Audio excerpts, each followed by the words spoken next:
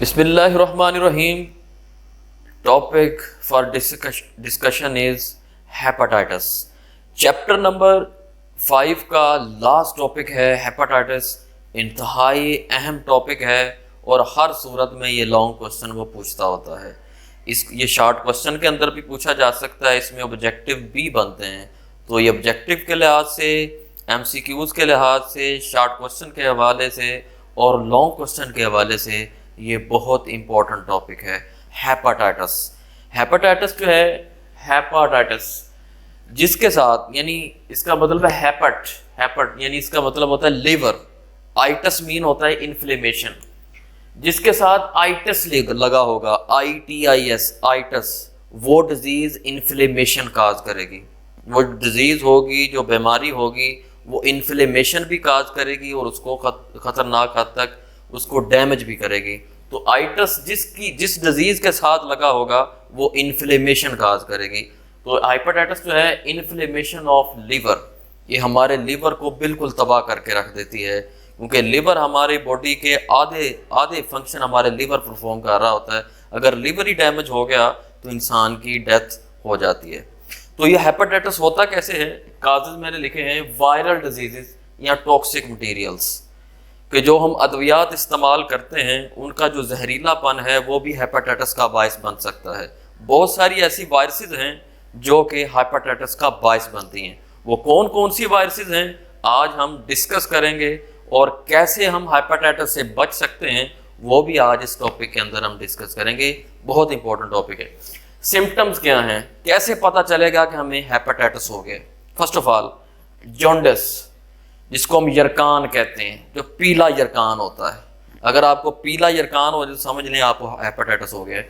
उसके बाद फटीग कहते हैं थकावट, आपकी बॉडी के अंदर थकावट रहेगी। ठीक है जी, अगर फटीग थकावट रहेगी, आपको जॉन्डिस हो जाएगा यानी यरकान हो जाएगा, तो समझ लें आपको हेपेटाइटिस है। इसके बाद अब्डोमिनल पेन, अब्डोमन कहते हैं पेट को, यानी आपके पेट के अंदर दर्द रहेगा। ठीक है जी, ये 3 जॉन्डिस, यरकान, फटीग, थकावट रहेगी।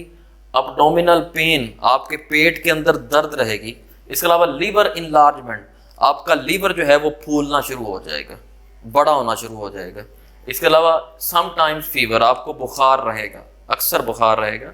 इसके अलावा इट मे बी माइल्ड और अक्यूट, इसका जो खतरनाक भी है, इसका हल्का अटैक, माइल्ड कहते हैं हल्का, अक्यूट कहते हैं सख्त। इसका सख्त अटैक भी हो सकता है और हल्का अटैक भी हो सकता है।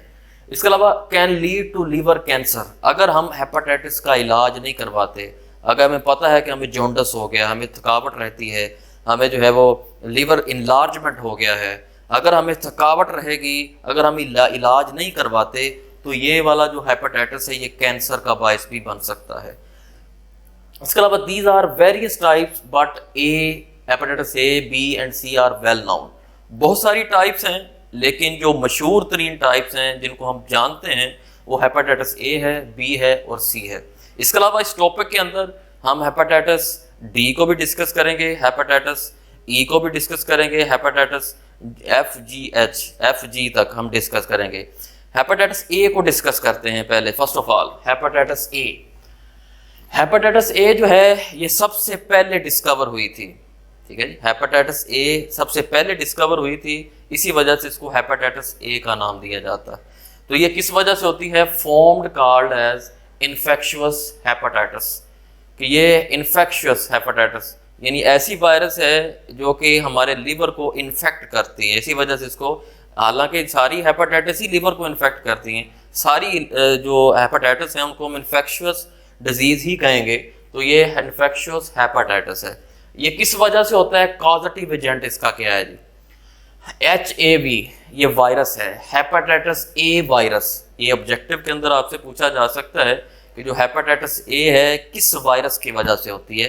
तो हेपेटाइटिस A वायरस की वजह से होती है। और ये कौन सी वायरस होती है? RNA वायरस होती है। इसके अंदर जो जीनोम होता है वो RNA होता है, DNA नहीं होता। जो न्यूक्लिक एसिड उसके अंदर जो जीनोम होता है वो RNA होता है, इसी वजह RNA वायरस है। और नॉन एनवेलप्ड वायरस है। नॉन एनवेलप्ड वायरस कैसे है? कि जैसे ही वायरस किसी होस्ट के सेल के अंदर जाती है, अपनी तादाद को बढ़ाती है और सेल को फाड़ के बाहर आ जाती है। तो कोरोना वायरस भी यही करती है। कोरोना वायरस सेल के अंदर जाती है, अपनी तादाद को बढ़ाती है और ब्रस्ट करके बाहर चली जाती है। नॉन एनवेलप्ड वायरस, ये देखे ज़रा, मिसाल के तौर पे ये एक सेल है, इसके अंदर वायरस ने एंट्री गेन की है, यानी कि इंटर हो गई, तो ये अपनी तादाद को बढ़ाएगी और सेल को फाड़ के बाहर चली जाएगी। लेकिन ये सेल मेम्ब्रेन को लपेटे बगैर गई है। अगर सेल मेम्ब्रेन को लपेटे बगैर वो वायरस गई है तो उसको हम कहते हैं नॉन एनवेलप्ड वायरस। अगर ये वायरस इस सेल मेम्ब्रेन को लपेट के फिर बाहर जाती है तो फिर इसको हम कहेंगे इनवेलप्ड वायरस। ठीक है जी। अगर सेल मेम्ब्रेन को बगैर लपेटे गई है तो वो नॉन एनवेलप्ड वायरस, अगर वो लपेट के जाती है सेल मेम्ब्रेन को भी तो उसको एनवेलप्ड वायरस कहते हैं। तो ये है आरएनए वायरस है और नॉन एनवेलप्ड वायरस है। ट्रांसमिशन कैसे होती है इसकी, हेपेटाइटिस ए की? Transmitted by faeces of infected person. जिसको हेपेटाइटिस ए है, अगर उसके फुजलात अगर माहौल के अंदर बिखरे हुए हैं, अगर माहौल के अंदर उसके फुजलात जो हैं वो बिखरे हुए हैं, तो वही जो मक्खियाँ होती हैं हाउस फ्लाइज, अगर वो उस फीसिस के ऊपर फुजलात पर बैठती हैं और वही हमारी फूड के ऊपर बैठ जाती हैं, अगर वही फूड हम खा लेते हैं, ठीक है जी, वो फूड हम खा लेते तो हमें भी हेपेटाइटिस ए हो जाएगी। ठीक है जी। तो transmitted faeces of infected person, ठीक है जी, इसको हम कहते हैं ओरोफिकल इन्फेक्शियस डिजीज। इसको हम ओरोफिकल इन्फेक्शियस डिजीज भी कहते हैं। ठीक है जी, ओरोफिकल इन्फेक्शियस डिजीज भी कहते हैं। तो ये फीसिस के थ्रू होती है, मक्खियां बैठती हैं फुजलात पे और वही हमारी फूड पे बैठेंगी, वो हमने खा लिया, हमें भी हेपेटाइटिस ए हो जाएगा। तो इसी वजह से जो भी चीज़ आप खाएं धोकर खाएं, ठीक है जी, अपनी चीज़ों को जो फूड होती है इसको ढांप के रखें ताकि मक्खियाँ उसके ऊपर ना बैठें। तो एहतियात जरूरी। इफेक्ट्स, इसके इफेक्ट्स माइल्ड, हल्का भी हो सकता है और शॉर्ट टर्म, थोड़े वक्त के लिए हो सकता है। लेस विलोरेंट डिजीज, ये इतनी खतरनाक नहीं है, जो हेपेटाइटिस ए है ये इतनी खतरनाक नहीं है। वैक्सीन, इसकी वैक्सीन अवेलेबल है, यानी इसकी वैक्सीन अवेलेबल है, इसका इलाज मुमकिन है। अगर हम इसको सीरियस नहीं लेते तो हेपेटाइटिस ए हमारे कैंसर का बायस बन सकती है और लिवर हमारा डैमेज हो जाएगा। उसके बाद ये हेपेटाइटिस बी बड़ी खतरनाक डिजीज है। ठीक है जी, हेपेटाइटिस बी सबसे ज़्यादा खतरनाक है और ये डिस्कवर कहाँ पे हुई थी? Also known as serum hepatitis. ये हमारे ब्लड के अंदर डिस्कवर हुई थी। सीरम किसे कहते हैं? ये सीरम आपको बताता जाऊं कि ब्लड के अंदर एक होता है प्लाज्मा और एक होता है सेल, ये red blood cell, white blood platelets और प्लाज्मा। प्लाज्मा के अंदर होते हैं क्लोटिंग फैक्टर्स। ठीक है जी, अब सीरम के बारे में बताने जा रहा हूं कि सीरम हमारे ब्लड में कैसा होता है। तो प्लाज्मा के अंदर होते हैं क्लोटिंग फैक्टर्स। जैसे हमें कोई वाउंड, कोई जख्म लगता है तो यही क्लोटिंग फैक्टर वहां पे हील कर देते हैं उसको। ठीक है जी, जख्म को भर देते हैं, तो वो क्लोटिंग फैक्टर होते हैं। अगर हम ब्लड के अंदर क्लोटिंग फैक्टर को माइनस कर दें, क्लोटिंग फैक्टर को प्लाज्मा से निकाल दें, तो जो बाकी चीज बच जाएगी वो सारा सीरम कहलाता है।